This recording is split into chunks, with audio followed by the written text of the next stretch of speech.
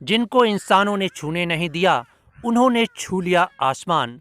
बात हो रही है डॉक्टर भीमराव अंबेडकर की। आज उनके निर्वाण दिवस 6 दिसंबर को उनसे जो मुख्य बातें हम देखते हैं कि उनसे हम जीवन में क्या सीख सकते हैं।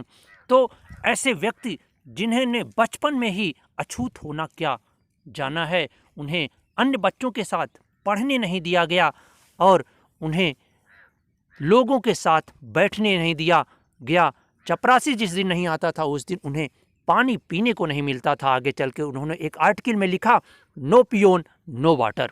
ऐसे महान व्यक्ति जिन्होंने हमेशा अपने समाज के लिए, अपनी सोसाइटी के लिए काम किया और दुनिया के सबसे बेस्ट नॉलेज गेन करने वाले, जिन्हें सिंबल ऑफ नॉलेज के रूप में जाना जाता है, बहुत सी किताबों का अध्ययन उन्होंने किया, लगभग 30 से अधिक डिग्रियां हासिल की और 4 डॉक्टरेट डिग्रियां हासिल की। ऐसे व्यक्ति से हमें कुछ सीखना चाहिए। आज उसके निर्वाण दिवस पर हम उनसे जुड़ी उन 5 कहानियों पर बात करेंगे। जो सबसे पहली कहानी है कि वह बचपन में जब वह स्कूली शिक्षा ग्रहण कर रहे थे तो उस समय उन्हें परीक्षा में 10 प्रश्न दिए गए, जिसमें से 5 करने थे और उन्होंने 10 के 10 प्रश्न हल कर दिए और नीचे नोट में लिखा कि जो 5 सबसे बेस्ट हों उसे कंसीडर कर लिया जाए। टीचर ने चेक किया और देखा कि 5 के 5 प्रश्न बहुत बेहतरीन तरीके से सही किया गया है और क्लास में उनकी आंसर शीट लेकर शिक्षक आए, बट डॉक्टर भीमराव अंबेडकर को बुलाया और उन्होंने सोचा अब तो डांट पड़ेगी, लेकिन टीचर ने उन्हें बुलाया और शाबाशी दी, बाकायदे बच्चों से तालियां बजवाई और कहा कि मैं इनके डीप नॉलेज का सम्मान करता हूं, इन्होंने सारे प्रश्न बहुत ही अच्छे ढंग से किए। तो आपको यह जो पहली कहानी है, इससे जो शिक्षा मिलती है वो यह कि आपको जीवन में गहन विश्लेषण करना, किसी भी चीज़ का अच्छा ज्ञान रखना बहुत ही जरूरी है। दूसरी जो कहानी है वह रिजर्व बैंक ऑफ इंडिया को लेकर है। बहुत कम लोग जानते होंगे कि भारत में रिजर्व बैंक ऑफ इंडिया के पीछे भी जो सोच है वो डॉक्टर भीमराव अंबेडकर की है। 1943 की बात है कि जब हंटर कमीशन आया था, जब पूरे विश्व में भारत के साथ ही मंदी छाई हुई थी, जब प्रथम विश्व युद्ध के बाद जब पूरे विश्व में मंदी छाई थी तो उस समय भारत के रुपया दिन प्रतिदिन गिर रहा था। तो उसके जो है सॉल्यूशन के लिए एक कमीशन बुलाया गया इंग्लैंड से। अब वह कमीशन जब आया तो डॉक्टर भीमराव अंबेडकर को पेश होने के लिए कहा गया, क्योंकि उसके पहले 1923 में इन्होंने एक किताब लिखी थी, the problems of rupees each version at its solution, जो कि बहुत ही फेमस किताब हुई थी, जो कि एक पैसे की मैनेजमेंट के बारे में लिखा गया था। तो इसलिए इन्हें बुलाया गया और कहा गया कि जो ये पैसे की कीमत है दिन पर दिन गिर रही है, उसका समाधान क्या है। तो इन्होंने बताया कि इसका भारत में इसका समाधान है कि हम रिजर्व बैंक ऑफ इंडिया की स्थापना करें और उनके कहने पर ही 1 अप्रैल 1935 को भारत में रिजर्व बैंक ऑफ इंडिया की स्थापना होती है। तो यह दूसरी कहानी से जो हमें सीखने को मिलता है कि दुनिया में विरल होना बहुत ही महत्वपूर्ण है।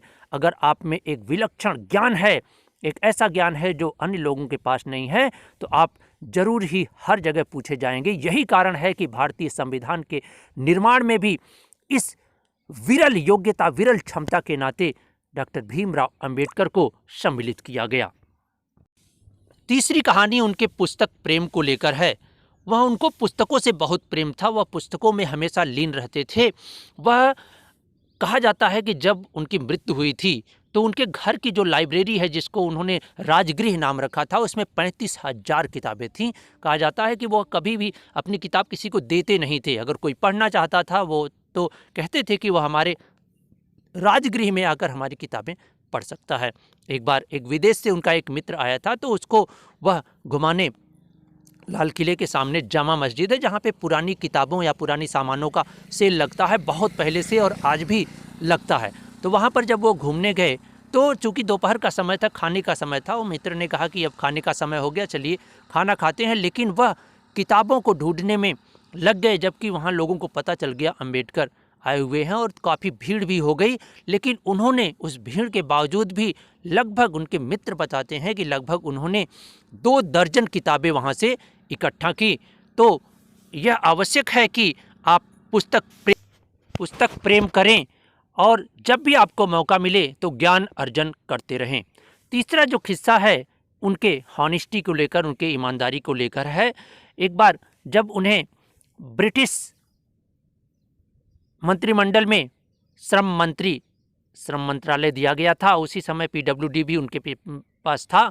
तो ऐसी समय में पीडब्ल्यूडी चूँकि बहुत मोटा विभाग, पैसे वाला विभाग होता है, तो उस समय एक दिल्ली का ठेकेदार था जो ठेका लेता था। वह, उसका जो पुत्र था वह यशवंत राव, जो कि डॉक्टर भीमराव अंबेडकर के पुत्र थे, उनका मित्र था। तो वह आया और वह ठेका लेने के लिए उससे 20 से 50% कमीशन देने की बात कही। यशवंत भी लालच में आ गए। उन्होंने अम्बेडकर जी से कहा कि यह ठेका हमारे मित्र को दिला दीजिए। तो अम्बेडकर जी ने उन्हें डांटा और कहा कि मैं यहाँ अपने पुत्र के उद्धार के लिए नहीं आया हूँ, यह समाज के उद्धार के लिए आया हूँ। तो यह चौथी जो किस्सा है वो बताता है कि हमें हमेशा ईमानदार बने रहने चाहिए। Honesty is the best policy in the life.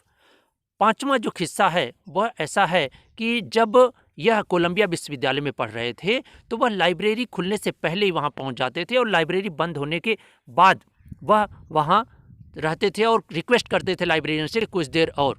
वह देखते देखते थक गया था। उसने एक दिन पूछा कि तुम लाइफ से अपने चाहते क्या हो, क्या अपने लाइफ से चाहते हो? उन्होंने कहा कि अगर मैं भी अन्य बच्चों के साथ पार्टी करने लगूं, खेलने चला जाऊं, तो मेरे लोगों का ख्याल कौन रखेगा, मेरे लोगों का उद्धार कौन करेगा? इसलिए मुझे इतना पढ़ना है, इतना ज्ञान अर्जन करना है कि मैं अपने लोगों का भला कर सकूं, अपने लोगों का उद्धार कर सकूं। तो आज इस निर्वाण दिवस पर हमें जो बेस्ट सीखने की बातें मिलती है, सबसे पहली बात कि हम हमेशा ईमानदार बने रहें, क्योंकि मनुष्य जीवन में कुछ नहीं है। हजरते इंसान क्या है, पानी का एक बुलबुला, एक हड्डी की इमारत, एक मिट्टी का टीला, मौत की पुरजोर आंधी जब इससे टकराएगी, हड्डियों की यह इमारत खाक में मिल जाएगी। दूसरी जो पेश सीखने वाली बात है कि हमें अपने कर्म पर विश्वास रखना चाहिए, भाग्य पर नहीं। और तीसरी जो सबसे अहम बात कि हमें हमारा जीवन लंबा नहीं बल्कि महान होना चाहिए। हमें हमेशा ऐसा काम करना चाहिए कि हमारा जो जीवन है वो हमेशा महान हो, हम इतिहास के पन्नों में युगों युगों तक जिंदा रहें। यानी जीवन लंबा होना के बजाय महान होना चाहिए।